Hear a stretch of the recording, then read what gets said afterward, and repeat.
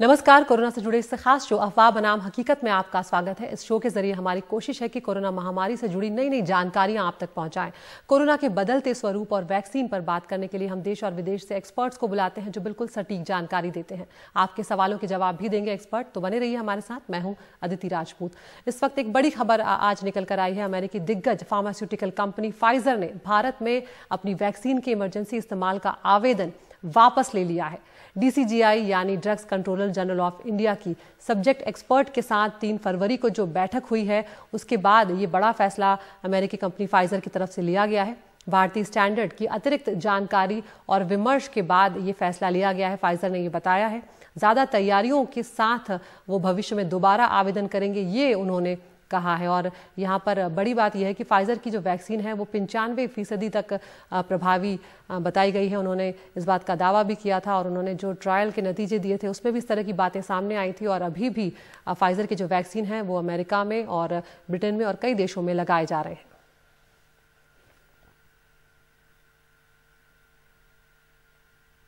अब रुक करते हैं हमारी टॉप स्टोरी का। रोज हम कोरोना बीमारी को लेकर चर्चा करते हैं, लेकिन आज हम मुख्य रूप से शो में बात करने वाले हैं कोरोना वॉरियर्स की, जो कोरोना की शुरुआत से ही खुद की जान जोखिम में डालकर लोगों की सेवा कर रहे हैं।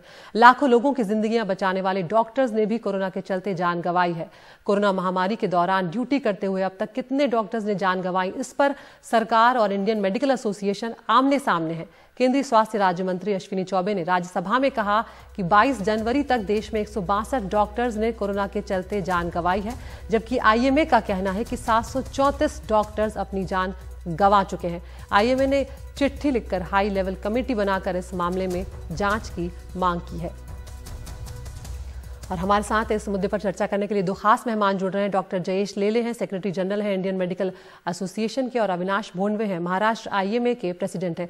आप दोनों का बहुत बहुत स्वागत है डॉक्टर साहब। डॉक्टर जयेश, सबसे पहले मैं आपके पास ही आना चाहूंगी कि ये जो सरकार जो आंकड़े जारी कर रही है और आप लोग जो आंकड़े बता रहे हैं, उनमें इतना बड़ा फर्क आखिर क्यों है? ये फर्क हमारे हिसाब से नहीं होना चाहिए। और हम जैसे ही कोरोना चालू हो गया था, जैसे मार्च 2020 से लेकर आज तक हमारे जो 1800 ब्रांचेस ऑल ओवर इंडिया है, हमारे जो पूरे स्टेट्स में हमारे मेंबर्स और हमारे जो लगे हुए हैं जहां कोरोना का इलाज किया जा रहा था, सब जगह से हमने ये पूरा इकट्ठा करके इसके लिए हमने मार्च अप्रैल 2020 में एक कमेटी गठित की थी। और वो कमेटी के हिसाब से रोज ये जो भी डॉक्टर इसमें मृत हो जाते थे उनका पूरा हम लोग रेसिडेंस एड्रेस है, काफी लोगों का हमारे पास फोटो भी है और पूरा रिकॉर्ड हमने आज तैयार मेंटेन किया है। पूरा रिकॉर्ड हमारे वेबसाइट के ऊपर अवेलेबल है। और उसके ऊपर हमने उनका जैसे गवर्नमेंट आज उनको मुआवजा नहीं दे रही थी, लेकिन आईएमए ने उनको मुआवजा देने का चालू कर दिया है। आईएमए ने इसके फंड चालू कर दिया है। तो पूरा रिकॉर्ड हम गवर्नमेंट को सबमिट करने को तैयार है और इसके बारे में पूरी जानकारी हमारे पास अवेलेबल है। इसके लिए हम बोल रहे हैं कि ये जो हमारा फिगर है वो बराबर है। इनफैक्ट 734 जो फिगर हमने लास्ट टाइम था, आज के तारीख में वो 741 हो गया है। पूरा रिकॉर्ड हमारे पास मौजूद है। जी डॉक्टर लेले, यहाँ पर आपसे ये भी जानना चाहूंगी कि सरकार की तरफ से क्या प्रोविजंस हैं अगर इस तरह से ड्यूटी पर डॉक्टर्स की जान जा रही है कोविड के चलते? तो सरकार ने जब भी शुरू में आपको मालूम होगा कि फरवरी मार्च में जब भी कोरोना का पूरा ट्रीटमेंट अलग था, पूरे लोगों को मालूम नहीं था कि उसमें क्या क्या दवा यूज करी जाए, क्या वायरल एंटीवायरल दवा यूज की जाए और कैसे क्यों है। तो शुरुआत में जैसे डॉक्टर लोग जो काफी सीनियर है वो दवाखाना और हॉस्पिटल घर में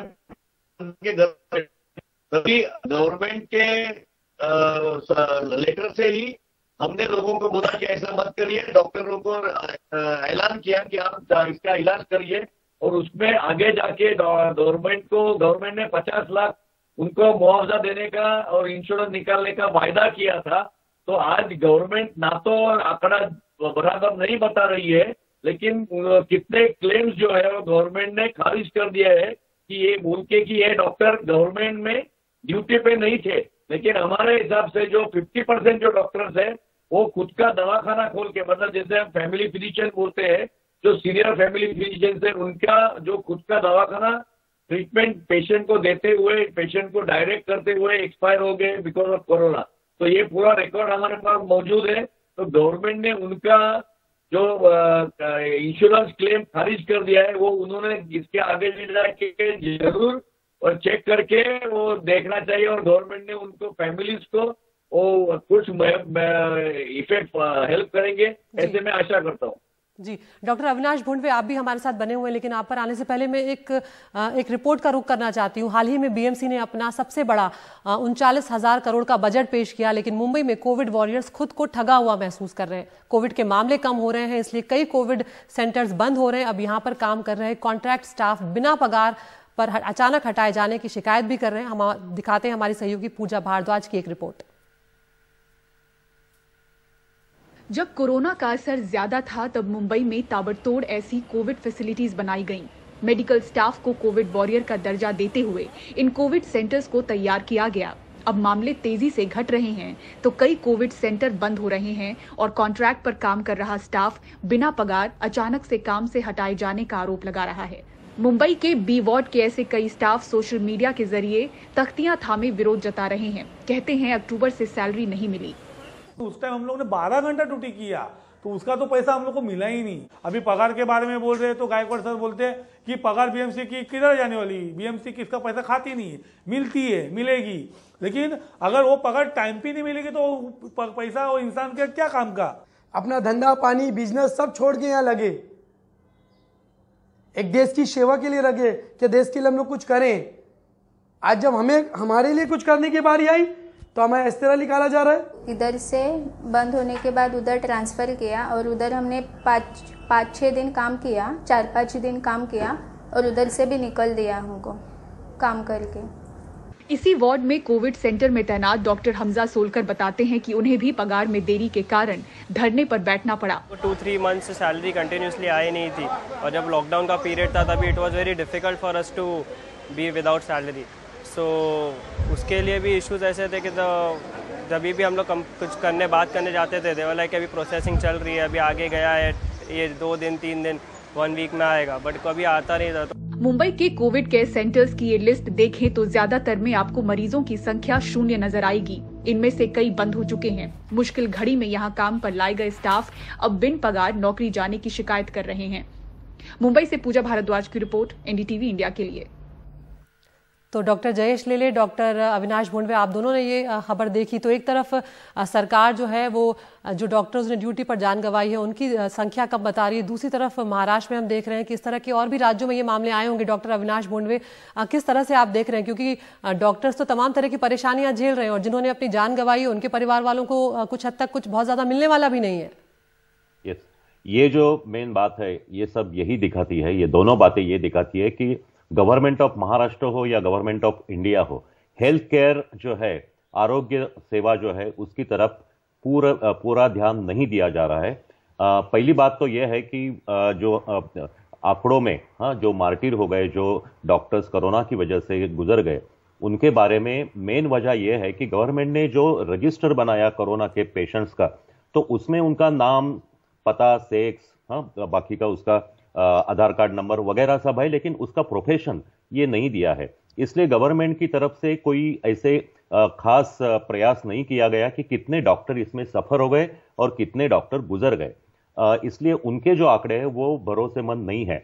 दूसरी तरफ ये बात है कि इंडियन मेडिकल एसोसिएशन ने खुद अपने सभी ब्रांचेस से कांटेक्ट करके जो भी हमारे मैसेज है उससे ये करके सब ये डॉक्टरों के नाम इकट्ठा किए, और वो 734 है। अभी डॉक्टर जयेश लेले सर ने बताया कि अभी वो 761 तक गए हैं, और उसमें के 431 या उससे भी ज्यादा जनरल प्रैक्टिशनर है कि जो भी फर्स्ट टाइम ये कांटेक्ट रहते हैं, और 35 उम्र से 35 सालों से कम उम्र वाले 25 डॉक्टर है। इसकी मेन वजह है कि गवर्नमेंट ने शुरू से ही प्राइवेट डॉक्टरों को जो पीपी किट चाहिए वो दिए नहीं, आज तक दिए नहीं, और इसलिए ये डॉक्टरों को वो खुद की सुरक्षा नहीं कर सके। दूसरी बात जो है कि ये जो सैलरी है महाराष्ट्र स्टेट की हो या और कहीं की भी हो, उसके बारे में महाराष्ट्र गवर्नमेंट में कभी उसके लिए कोई पैसा जुड़ा नहीं। उन्होंने जो बजट है उसमें खाली 0.5% उन्होंने जीडीपी के 0.5% ही खाली रखे थे। तो ये पहले से ही बात हो रही थी कि गवर्नमेंट के पास पैसा नहीं है। जब ये एपिडेमिक बढ़ गई, पैंडेमिक बढ़ गई, तो उन्होंने प्राइवेट डॉक्टर्स और कॉन्ट्रैक्ट पर डॉक्टर्स और नर्सेस और कुछ हेल्थ केयर वर्कर्स लिए, तो उनको भी ये सैलरी दी नहीं गई। ये पूरा जो दूरदर्शी का अभाव है, इसलिए ये सब बातें होती थोड़ी है। अनदेखी यहाँ पर जरूर सरकार की तरफ से की जा रही है। लेकिन डॉक्टर लेले, आपसे मैं संक्षेप में जानना चाहूंगी कि क्या सरकार की तरफ से जो आपने चिट्ठी लिखी, कोई आश्वासन मिला है आगे जांच के लिए या संख्या को बढ़ाने के लिए डॉक्टरों की, ताकि उन्हें मुआवजा दिया जा सके? गवर्नमेंट की तरफ से जो परसों लेटर आया है उसमें उन्होंने लिखा है कि काफी क्लेम्स अभी तक उन्होंने पास नहीं किए हैं। तो जो मैं आपको पहले बोल चुका हूं कि कितने क्लेम्स जो खारिज कर दिए हैं और उनको अगर वो कंसीडर करती है तो ये आंकड़ा बढ़ने का अभी भी चांसेस है। और कितने लोगों ने, जैसे गवर्नमेंट ने क्या डिसाइड किया था कि जो गवर्नमेंट कोरोना सेंटर है वहीं के डॉक्टरों को ही इलाज करेगी, लेकिन बाहर के डॉक्टरों को गवर्नमेंट बोल रही है कि उनको कोरोना का मुआवजा नहीं दिया जाएगा। तो इसके लिए बहुत तफावत दिख रही है। जैसे फैमिली फिजिशियन के हैं, वो गवर्नमेंट सेंटर में काम नहीं करते थे, लेकिन फैमिली फिजिशियन सेंटर, जैसे आज दवाखाने में डॉक्टर है, वो दवाखाने का पेशेंट कोरोना उसको हो गया है, कितने लोग वहां से डायरेक्ट होकर कोरोना सेंटर में जाते थे। तो गवर्नमेंट ने इसके तरह से पूरा, इसके लिए ही हम लोगों ने गवर्नमेंट को रिक्वेस्ट किया है कि एक कमिटी संगठित की जाए। सब जो डॉक्टर्स है उनका डेटा हम लोग देंगे, और जो डॉक्टर एक्सपायर हो गए उनको डेथ सर्टिफिकेट के प्रूफ के साथ में, फैमिलीज का पूरा प्रूफ के साथ में हम लोग उनको अप्लाई करने को गवर्नमेंट को बोलेंगे। तो ये कमेटी पूरा निर्णय देगी जो किसका कितने लोग एक्सपायर हो गए। एक आध दो मरीज यहाँ से मतलब थोड़ी सी मेरे पास कमी है, इसलिए मुझे आपको यहाँ पर रोकना पड़ेगा। लेकिन डॉक्टर जयेश लेले, डॉक्टर अविनाश भोंडवे, बहुत शुक्रिया आपका, आपने बात करी। उम्मीद करते हैं कि आपकी चिट्ठी का सरकार जवाब दे और उस पर कम से कम कार्रवाई करे। एक छोटे से ब्रेक के लिए यहाँ पर रुक रहे हैं।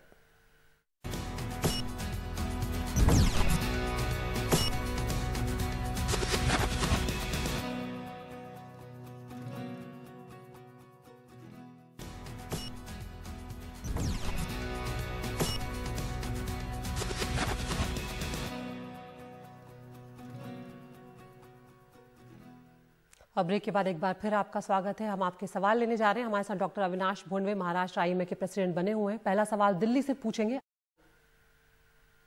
नमस्कार, मेरा नाम अर्जुन है, मैं दिल्ली से हूँ। मेरा यह प्रश्न है कि जो हृदय संबंधित रोगी हैं, क्या वो ये वैक्सीन ले सकते हैं? और जो हमारे बुजुर्ग हैं, क्या ये वैक्सीन उनके लिए सुरक्षित है?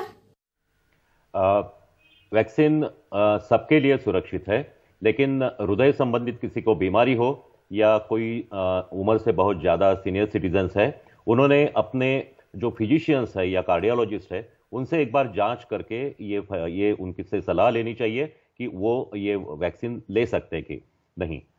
एक्चुअली कुछ वैक्सीन के बारे में ऐसे है कि जिनको ब्लड थिनर्स है या कोई बीमारियां हैं उनको वो दी नहीं जाती। हाल ही में ऐसा कुछ बाहर के देशों में से भी ऐसे कुछ रिपोर्ट्स आए हैं। तो बेहतर ये रहेगा कि आप अपने फिजिशियन से या आपके कार्डियोलॉजिस्ट से सलाह लेके आप वैक्सीन लेने को फिट है क्या ये देखें और डेफिनेटली वैक्सीन लें। जी, अगला सवाल कुल्लू से पूछेंगे ललित। मेरा नाम है किरणा, मैं कुल्लू से हूँ। अगर आपके घर में दादा दादी हैं तो क्या स्कूल जाना सुरक्षित है? बिल्कुल सही आपने सवाल पूछा है। स्कूल जाना सुरक्षित है, ये मत सोचिए कि आपसे आपके दादा दादी को कोरोना का या कोविड का इन्फेक्शन हो सकता है। अगर आप खुद का ख्याल रखें, अगर स्कूल में जाते टाइम आपके जो कपड़े हैं वो आप घर आने के बाद चेंज करें, आपके शूज़ जो है घर के बाहर निकालें, आने के बाद हाथ पैर साफ करें, अगर हो सकता है तो स्नान करें, तो आपको कुछ ज़्यादा तकलीफ नहीं होगी। और आपको अगर आपके साथ कोविड के वायरस आपके साथ आए हैं आपके शरीर पर, आपके हाथ पर, तो अगर आप पूरी तरह से इस हाइजीनिक प्रिकॉशन लेगी तो आपके दादा दादी भी बिल्कुल सुरक्षित रहेंगे। बहुत शुक्रिया डॉक्टर अविनाश भोंडवे आपका। उम्मीद करते हैं और भी दर्शकों को ये जानकारियां जो है उनके काम आएंगी। तो तमाम जो सावधानियां हैं वो हमें बरतनी जब तक हम वैक्सीन ना ले लें, और वैक्सीन लेने के बाद भी आपको तमाम एहतियात बरतने ही होंगे। तो आज के लिए इतना ही, नमस्कार।